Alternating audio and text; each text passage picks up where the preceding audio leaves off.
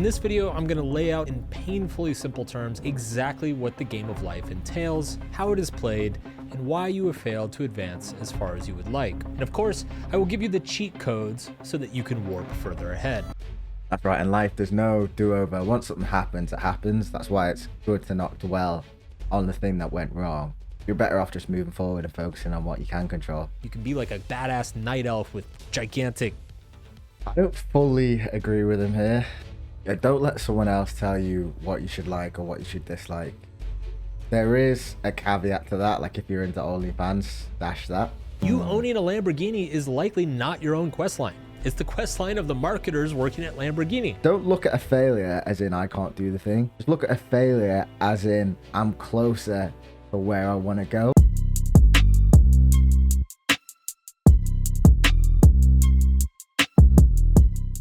Sometimes life feels like a video game, whether you're leveling up XP, going on side quests, or just simply taking L's. In this video, we're going to be breaking down the cheat codes. Let's go. Have you ever gotten completely lost in a video game and wondered, why can't I have this sort of focus and dedication in my actual life?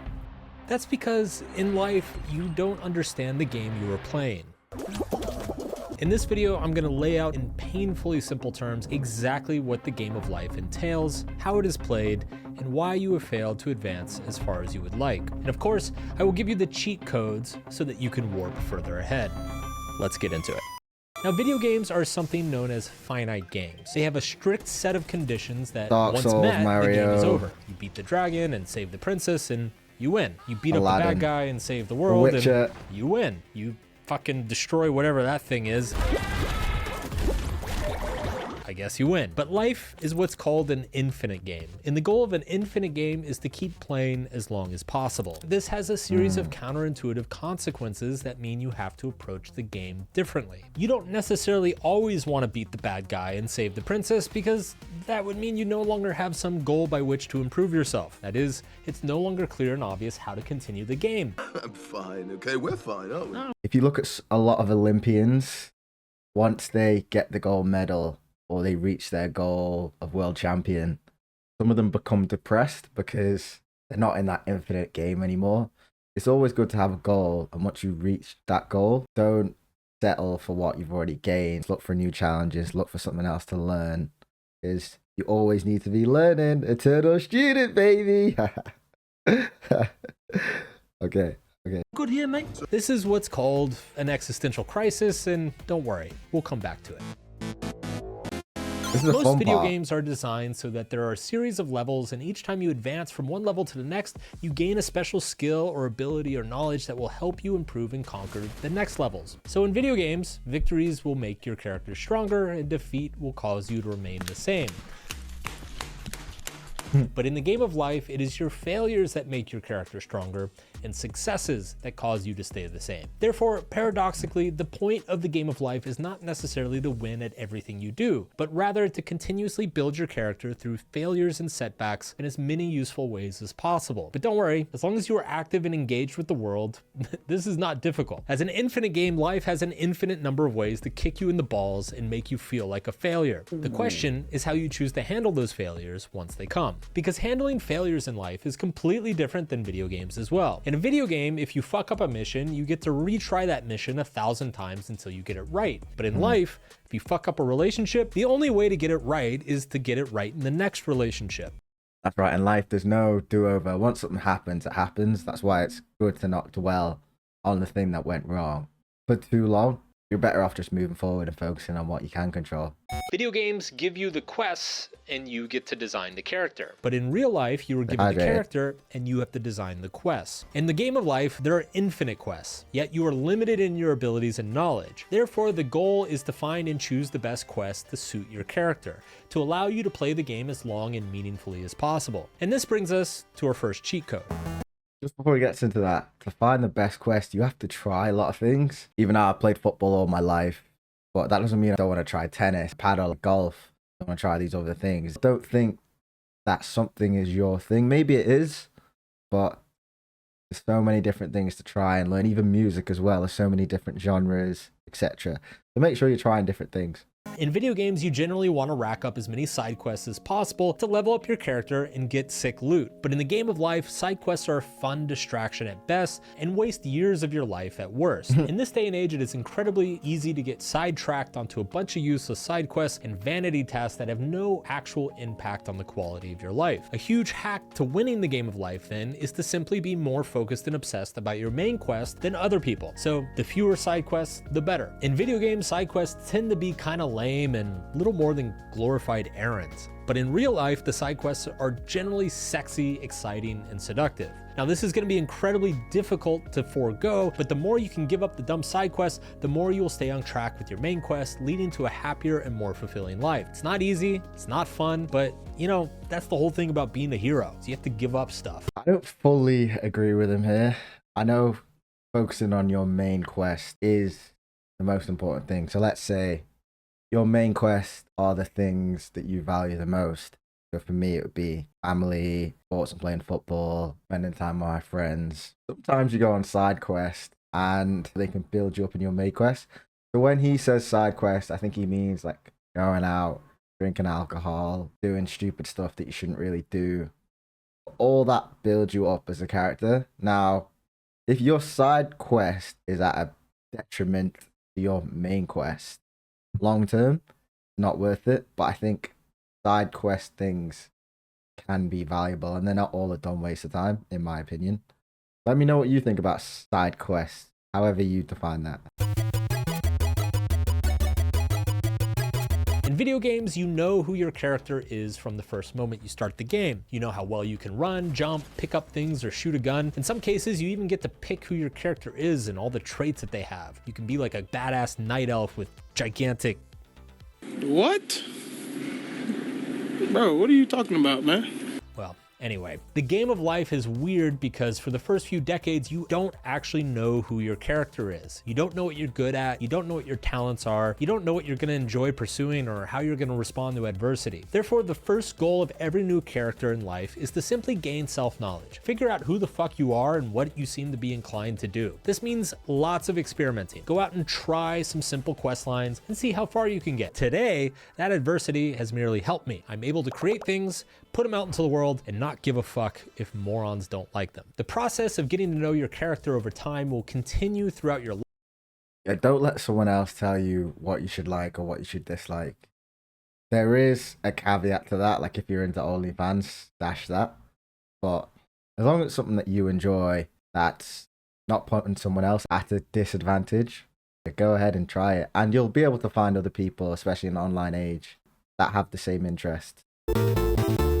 Choosing the right quest is arguably the biggest and most difficult component of winning the game of life. Strong quests reveal character and build skills. A quest to live abroad for a year is great because it will teach you many things about yourself and you can develop communication skills, relationship skills, self-confidence, independence, all that good shit. Bad quests though, I think he is right there. Choosing your main quest is important. I moved away actually to Ireland for a year with work. Yeah, it was an amazing year. I learned so much, made loads of good relationships, discovered things about myself, especially at a younger age. If you're in your 20s, mid-20s like me, take risks, try stuff out, meet new people, be careful and use the resources you have to be safe and to be smart. Bad quests, though, obscure your character and waste skills. Another bad quest is only trying to own a fancy car. Not only does this quest not build many skills, but it's likely motivated by hiding who you are from the world, not revealing it. And actually, this is kind of the biggest mistake that people make when choosing quests. They mistake someone else's questline for their own. You owning a Lamborghini is likely not your own questline. It's the questline of the marketers working at Lamborghini, or some douchey YouTuber who wants you to envy their questline. You owning a Lamborghini is likely not your own questline. It's the questline of the marketers working at Lamborghini. This could be your parents wanting you to go to a certain type of school, or a partner who wants you to fix their emotional problems, or a company who's just marketing their useless shit to you. Do not be seduced by other people's questlines. It's easy to give in and try to chase other people's dreams because it relieves you of the responsibility of choosing your own. That is a great point. When you do find something that you're passionate about, that energizes you, that wakes you up in the morning, like for me right now, it's doing this YouTube channel, building my ability to speak into a camera, to storytell, to be entertaining. I want to put aside time to do that. And when you find your thing that you like to do, make sure that you set aside time to do that. You don't let anyone else tell you it's a waste of time or you shouldn't do it. You just go for it. And it might work, it might not work. Like this channel, it might work, it might not work. But I know that I'm going to put effort into it. At least see if it worked. At least. At the very least. Otherwise, letting yourself down.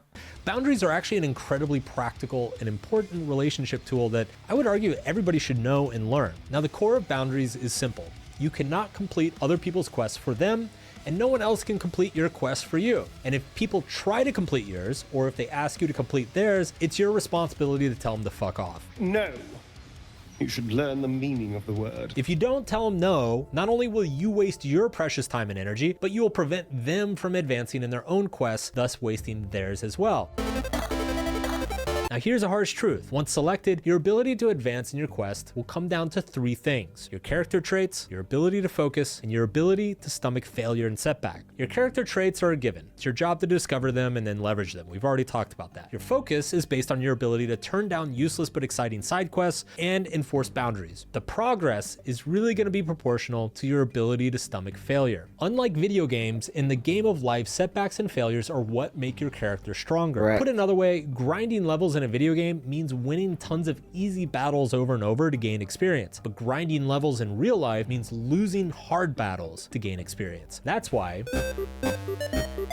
most people hate failure because they feel judged or embarrassed in front of others. The best way to get past failure, it's paradoxical, it's to fail more. So, example, let's say you're scared of speaking to a girl. The best way to get past that is to just go and speak to 50, 100 girls in the next year, or speak to a girl every day. And it doesn't have to be, oh, can I have your number? You look cute, all that cringy stuff. It just has to be in the coffee shop, maybe at a barbecue, or slowly building the skills up. Fail fast and fail forward. As a result, most people develop an aversion to failure. They would rather spend their lives whittling time away on small, meaningless quests that prop up the delusions of their character rather than risk failure at a big, meaningful quest. But if you can learn to enjoy failure, if you can learn to enjoy the feeling of trying something, having it not work, and then learning what to do instead, you will become unstoppable. You will progress further and faster than anyone else, and you will truly accomplish great feats like a true level 99 hero. This is where the power lies. All the big businesses, all the big sports people were dropped from teams, had about 10 businesses that failed, then you get Meta, or you get Nvidia, or you get these massive companies. So don't look at a failure as in I can't do the thing. Just look at a failure as in I'm closer to where I want to go. There's a final boss in a classic video game named Mike Tyson, who once said, "Not everyone who hurts you is an enemy, and not everyone who helps you is a friend." It's important to realize that while on your quest, there will be many people who naturally align with your quest, and many who do not. This is inevitable. The challenge in the game of life is less about avoiding enemies than simply recognizing who and what they are. Enemies are people who would try to divert you from completing your quests. Some enemies do this because their quests and yours contradict one another. But most enemies do it simply because they envy the progress that you've made or that you could potentially make. They falsely believe that you progressing in your quest somehow diminishes the progress that they've made in theirs. This is the envy trap. When we see others advancing far in their quest lines, it sometimes makes us feel inadequate in our own. But this actually makes no sense. We are different characters. We usually have no idea the sacrifices that other people have made in their quests. It's important to simply stay focused on your own. You don't know what people gave up for their successes, therefore it's impossible to truly envy what they have. Put another way, you cannot envy the benefits of someone's life without also envying the costs. And finally, there will be people who will naturally align their quests with yours. These are special people, and you should take great care of them when you come across them. Not only because they will aid you on your quest, but because all of the cliches are true. Victory is really only worth experiencing when it's shared. It's counterintuitive, but helping other people with their quests will make it easier to advance in yours. This is because you will build alliances and goodwill towards your goals. People will share information, knowledge, and skills with you. They will help protect you from diversions and lame side quests, and they will have your best interests in heart. And other times, they'll just love you. Basically, the more you try to help other people win, the more they'll try to help you win. This is the opposite of the envy trap. Let's call it the charity cheat code. Nothing gets you further ahead than giving away progress to others. This is a weird loophole in the game of life, the grand illusion that we all seem to fall for, time and time again, that we mistakenly believe that we must be the hero and the world should be our sidekick, when actually, the opposite is true. There is no hero, and we're all each other's sidekicks. Genuine good people want to help other people, especially if they see themselves in you from when they started, because it reminds them of, oh yes, I remember when I was hungry. I remember when I was coming up with the idea stage. Now I'm here, now I'm successful. I want to help you get to where I am. So don't be afraid to ask for help, and if you can help someone else, give them a hand, because it's a win-win situation. They might come and help you in the future. Ultimately, life is a game, but you're in control on how you decide to react or what you decide to do in that game.